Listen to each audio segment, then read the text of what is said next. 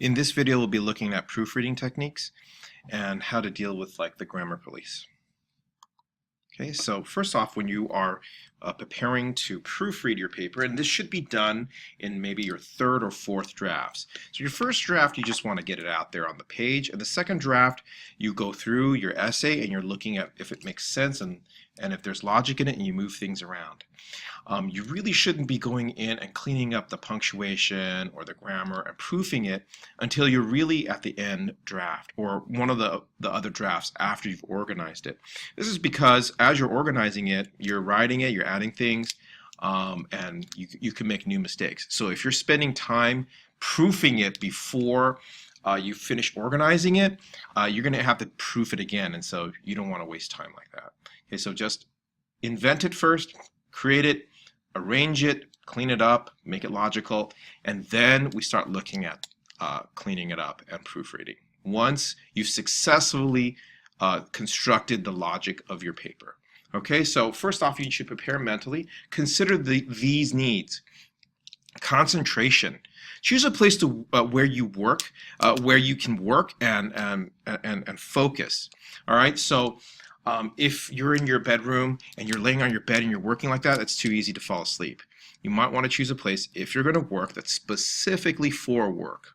All right, having a ritual is what a lot of writers usually use to help them be able to get that focus. So there's a specific place or that they find quiet, or that won't provide them any distractions. Okay, so make sure you find a place where you can work. Okay. Second, you should be patient. You should have some patience toward yourself. It's frustrating to look at there are a lot of mistakes, or it feels like it's a jumbled mess, and you just kind of want to scream.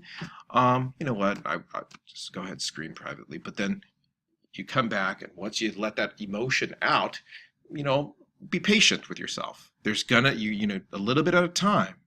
Okay, slow and steady wins the race. Okay, so time. Make sure you're not rushing it. Okay, so if you're procrastinating to the very end and you're stressed out because of it in any class, it really isn't necessarily the class's fault. It's because you're not giving yourself time. You're not being fair to yourself. Okay, so make sure you're fair to yourself by giving yourself some time. Okay, consider the details and small things. And at this point in time, we're not dealing with big ideas or the logic of the paper. We're looking at the small things. And as the saying goes, the devil's in the details. All right, and it's in the details that people notice. That people notice first, and then you lose credibility if you can't handle the stupid small things. So consider punctuation and contractions, right? In formal writing, and that's what essay writing is, and letter writing, formal business letter writing, you don't use contractions. Okay, you must avoid them because it sounds too informal, or it's easily misunderstood if someone's reading quickly. So avoid that. Avoid contractions. Okay, spelling mistakes. Make sure you have a dictionary on hand just to check to make sure to see that your spelling is good, because nothing ruins your credibility and reputation than spelling something wrong in an essay that you've had time to redo it. We're not talking about having, you have to have it perfect if you're posting it on Facebook or you're tweeting it or you're writing on a board or something like that. Okay, that's on the spur of the moment. We all make mistakes at the spur of the moment. All right, but we're talking about something that you should have had time to sort of look over again. There's no reason you should turn in something that doesn't look perfect. All right, especially when you've had a good amount of time to work on it. Okay, there's no excuse. And when people are looking at it, they judge you on it, just like you judge others. All right, if you had time to think about it, it's like getting a bad tattoo. You've had time to think about getting that tattoo. If you're just doing it at the spur of the moment and it's spelled wrong, well, it's permanent. Right? With something like writing that people can repost and see, you want to make sure that you take some time to spell it correctly. Word choice, and here's my advice: trust no word. All right, when you see a word on the page, you're like, well, I kind of want to use this one because I saw it in my SAT handbook or some vocabulary glossary. Don't trust it.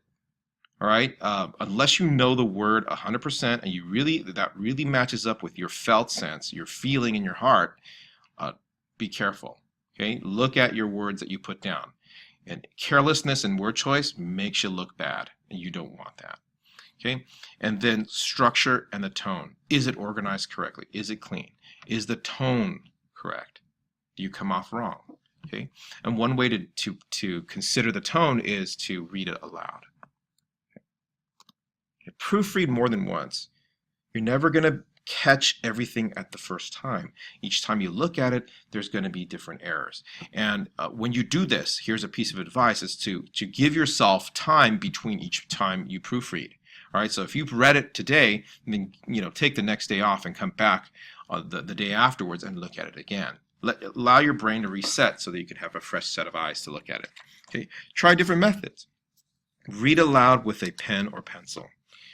That's the first one, because so many times, as I've been a tutor in college, I tell the student to read it to me, and they have a pencil or a pen, and they're making the corrections themselves. I don't have to do that, right? And that works for you too.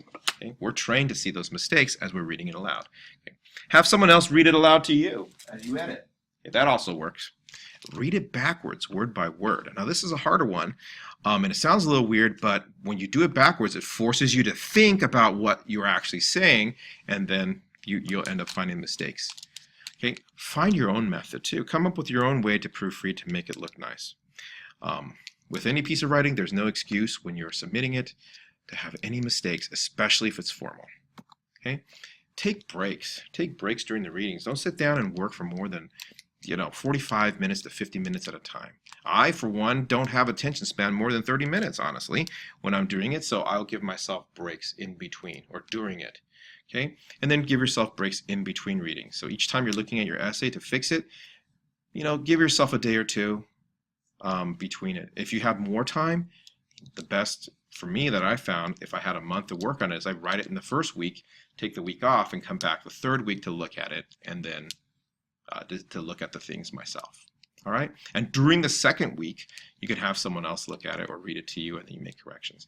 But yeah, make sure you have breaks, because it's work, right? It's not fun, and for some people they might find it fun, but it's really a task to do, and most writers will tell you that it is, and it takes a long time. They spend most of their time editing. Okay, creating it not as long as editing. Editing is almost like twice as long or more. Okay, care. You will need to care about your work and the quality more than other people do. It's your creation, and you have to own it. All right? If you don't care about it, then why should anybody else? So really consider that when you're proofreading it. You have to care more about your essay. And remember, you're not writing it for anyone else. You're writing it for yourself, and it's what you are actually creating and saying. Okay, so a lot of students say, well, I did this for you. You don't need to do it for me. I've written enough essays in my life, and I'm still writing essays. You don't need to do it for me. You have to do it for yourself. Okay, as part of your learning, as part of your growth. It's like exercising. You don't tell your coach or your personal trainer, I'm doing it for you. All right, it doesn't matter to them whether you actually exercise or not at home. Okay, so make sure that you're doing it for yourself. Okay, you got to care more about it than other people. And then here are my sources for some of the information that I put on this presentation.